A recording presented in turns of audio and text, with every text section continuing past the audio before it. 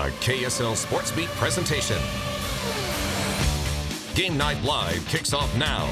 Presented by SportsMedUtah.com. Well, hi there, everybody, and welcome to our KSL.com edition of Game Night Live. Second to final week of the high school football's regular season. In Lehigh on Wednesday, Harriman could clinch at least a share of the Region 4 title with a win over the Pioneers. Lehigh, on the other end, needing to win one of the final two games to get into the playoffs. Second quarter with Harriman up 14-10. The Pioneers' Derek Beeston finds Austin Wetzel in the end zone to cut the lead to 14-10. But right after that, Braden Keener for Harriman. The option play, 7 yards, and that upped the lead to 21-10. Moments later, Brandon Farmer. Farmer makes a couple of nice moves and a couple of more nice moves, and Brandon Farmer has an 80-yard touchdown. Harriman leads 28-10 at the half. Second half, more of the same. Brandon Farmer busting another one. Brandon Farmer with a 74-yard run here. That would set up another touchdown for Harriman. The Mustangs get the win and clinch at least a share of the Region 4 title. It feels good, but at the same time, we expect Region Championship. That's where we expect to be. So it feels good, but we're still at Region Championship. That's where we are going to be. All by yourself. Yes, sir. Meanwhile, Taylorsville, the big surprise of the season, can clinch the region title with a win over Cottonwood, be their first ever region title. Things start off perfectly, too. A muff pump, and the Warriors have the ball on the 11-yard line. A few plays later, Toa Maumau getting in from 6 yards out. It is 7-0 Taylorsville. A few moments later, Warriors defense will tack on another one. Christian Bentley, right place, right time, goodbye. That's a 60-yard interception for a touchdown. It's 14-0 T-ville. But that was all the scoring for the Warriors. However, it was enough. They hold on. 14-9, 2 minutes left. Colts pass picked off by Tristan Martinez. That's Martinez's third interception of the night. That seals it. Taylorsville, with the win, basically claims their first outright region title ever, as they own the tiebreaker over second place Hunter. So, Jeremiah, Taylorsville, after winning only 4 games the last 5 years in the playoffs as region champ. Second-year coach Rod Wells doing a heck of a job with the Warriors. Jeremiah? Yeah, he sure has, Rod. Terrific story there. The Davis Darts are undefeated and ranked second in 5A. A win over Layton would give them at least a share of the Region 1 title and a #1 seed in the 5A playoffs. With a win, Layton still had a shot at a region title. Dave Noriega's there and has the highlights. Layton looking for a big upset road win over #2 Davis. The Lancers' Davis McDermott sticks it to his namesake with his short 1-yard run. It gives Layton the 10-7 lead. Then the Darts' Colton Chronister hits Jaden Richens on the quick flanker screen.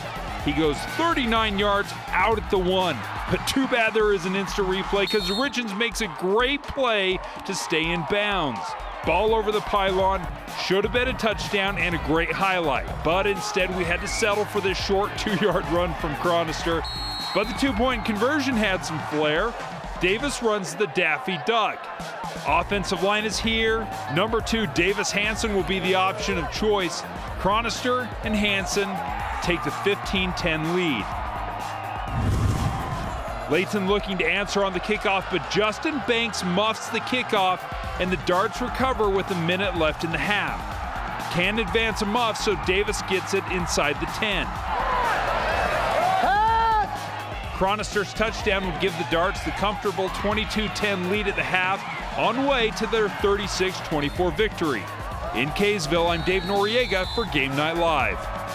All right, Dave, thanks a lot. We continue the highlights. Region 4 has been a dogfight all year, and that continued Friday night. Pleasant Grove and American Fork fighting for a playoff spot. Second quarter, we begin. Jonah Trineman is going to make this play look so easy that a caveman could do it. And in fact, a caveman did do it. Once they stopped celebrating at the beginning of the game. Great catch for the 7-0 lead. American Fork feeling good about themselves, but Pleasant Grove would answer back. TJ Wynn breaks it inside, just gets over the corner, and scores 9-7 at the half. Third quarter, PG builds on their lead. Jeremiah Evans, play action, fakes out the cameraman and the AF defense. Malik Overstreet with a touchdown. PG with a 19-10 lead, but the fourth quarter had some surprises. Here's KPGR with the call. Smith to throw, quick set, fires, complete to Johnson, first down, ball comes out, picked up by Marsh.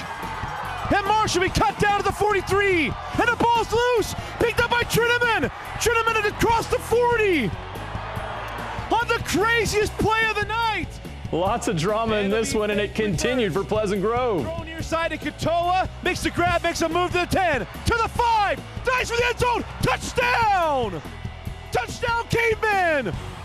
But the Cavemen take the lead with 1:55 remaining American in the fourth. Fork scores there. Pleasant Grove Evans to throw. with another chance to win with a minute left. And look at this run. TJ Wynn. 25, 10, 5. Pleasant Grove comes back and wins a wild one. They get Harriman next week, a win, and they are in the playoffs and could force a potential four-way tie in the region standings. Number 3, Brighton hosting Austin Cofensis and Jordan. We were scoreless in the second quarter. Austin Cofensis at quarterback. And he's going to take it in from 4 yards out to give the Beat Diggers an early lead. Later in the quarter, Jordan driving again. Cofensis to Ryan Shaver. Takes a hit, but the Beat Diggers are in business inside the 5. Cofensis would do the rest. Punches it in as time expires. Jordan led 13-7 at the half. Third quarter now. Bengal defense stiffens up.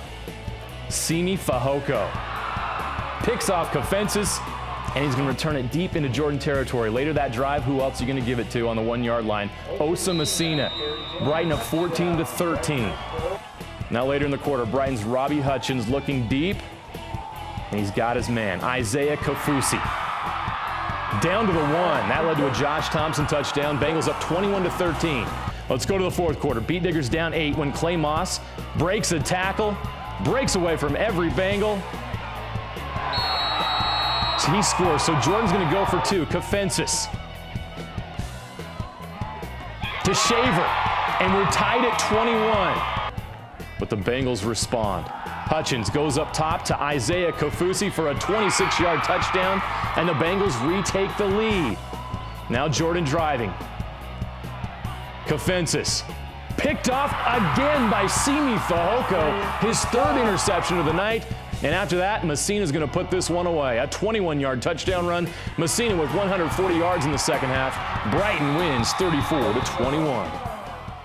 Manti's won back-to-back state titles in 2A. This year, they made the move to 3A, but they're still contending for a state title. They made the trip to Salt Lake City to take on number 2 Judge in what could be a state title game preview. Not a region game, but still had a playoff feel. First quarter, Cameron Fowles. He had 411 yards rushing last week, goes in for a 10-yard score. Game's tied at 7. Third quarter, Caden Ellis for Judge. Makes one move, and he's gone. 21 yards, and he plows into the end zone.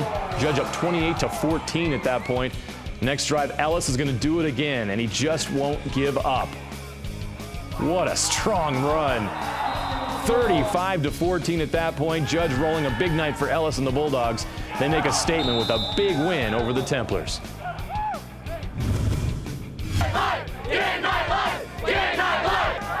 We appreciate the love, and Morgan, number 1 in 3A, hosting North St. Pete. Just before halftime, Ben Saunders finds Cade Kerrigan for a 33-yard touchdown and a 15-0 lead. Let's go to the second half. Saunders doing it again. This time, Jake Peterson somehow gets into the end zone, and this was all Morgan. They roll, and they face number 2 Judge Friday to determine the 3A North title. The Skyline's made the playoffs 28 straight years. That's a remarkable run, but it may be in jeopardy of coming to an end if they had a loss Wednesday night. Taking on Orem, the Tigers are tough, and they're playing really well right now. Orem's one of those teams facing Skyline, and the Eagles come out running big shock. Alec Russ into the end zone for a 7-0 lead in the second quarter. The Tigers would respond on their next drive. Tucker Camp somehow avoids the pressure. Throws it to Nolan Gray. What a catch! And now the game is tied. Let's go to the fourth quarter. Still tied at 10. Tigers on the 4-yard line. Camp runs it in, and Orem takes the lead. Skyline needs a touchdown to tie it up, but the drive is stopped cold by Ian Pilgrim. He's taking it the other way. Now that's your ball game. Orem, tied for the region lead. Skyline must beat rival Olympus to reach the postseason. Yeah, everybody's favorite Veer offense. Juan Diego hosting Springville, already 7-0. Soaring Eagles game is tied at. Jake Child catches the 9-yard pass from Dylan Slavens. Springville in business, but Juan Diego answers back. Cole Nelson, 23 yards, and it's 14-7 early in the second quarter. They were just getting started, but the Devils keep pace. Zach Hansen had three touchdowns on the night. That one from 3 yards out, and the game is tied again. Then the Soaring Eagle gets some separation. Cole Nelson busts one 54 yards. Juan Diego has a 20-14 lead. They get the ball back, and this time Wyatt Parkins breaks loose. Man, these guys run the football so well. 34-yard touchdown. Soaring Eagle keep on soaring in the second half and down Springville 51-33. Much improved Weber needed a win against number 4 Syracuse to keep their playoff hopes alive. They had their hands full containing BYU commit Kavika Fanua, one of the best players in the state. He shows why here. So hard to tackle, breaking through defenders. That's a 33-yard touchdown and scores 7-0 Syracuse. Now 10-0, and this time Fanua is going to show off his receiving skills. What a catch. The feeder inbounds. Great play, and the Titans are going to get the win. Their only loss this season is to number 2 Davis. Number 1 East in 4A taking on Bountiful, a Region 6 battle. Scoreless in the first quarter. Ulatulatau changes that with 1 carry. 46 yards, and it's 7-0 the Leopards.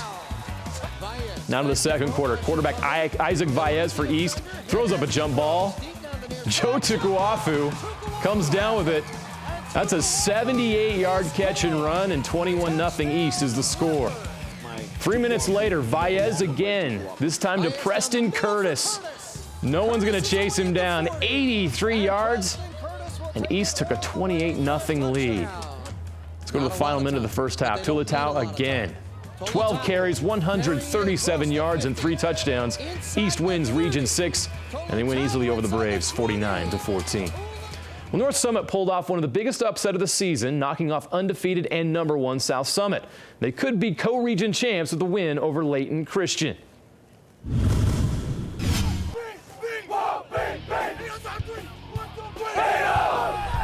Yeah, North Summit would have to fight for this win. Bailey Kenter, the 25-yard touchdown toss to Aeon Burton. The North Summit lead was cut to 15-9. The Braves looked good in the first half. Running back Luke Kiesel gets around the edge and goes in from 31 yards to take it to the 7-yard line.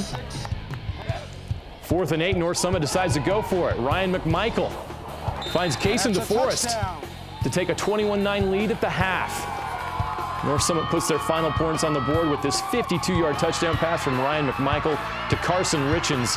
The Braves follow up their huge rivalry win over South Summit with a 28-23 win and a share of the 2A North Region title. Sticking with 2A football, number 2 Beaver visiting Enterprise. Enterprise thinking upset. Kelton Hunt, one of the top rushers in the state, ties it up at 7. And after that score, the Beavers take control. Kason Hutchins. Whoa, nice moves. 5-yard touchdown run. Then they're going to go to Jesse McMullen, their 1,000-yard rusher. He's going to plow his way into the end zone for a 4-yard touchdown. He had 4 scores on the night. The Beavers can only get it done, not only get it done on the ground, but they only get it done through the air. Hutchins to Branson Blackburn, 39 yards. Beavers' only losses to South Summit. Playing games for 2A take place this weekend. And a 1A highlight, Rich, the Rebels had no trouble with Altamont. There's one of their many touchdowns. Rich wins easily at home against the Longhorns. All right, week 9 in the books. Let's get ready for one final week in the regular season of high school football, and then the playoffs begin. Of course, the playoffs begin this week in 2A, and our game of the week is at Judge Memorial High School, where they'll host Morgan for the 3A North Region title game.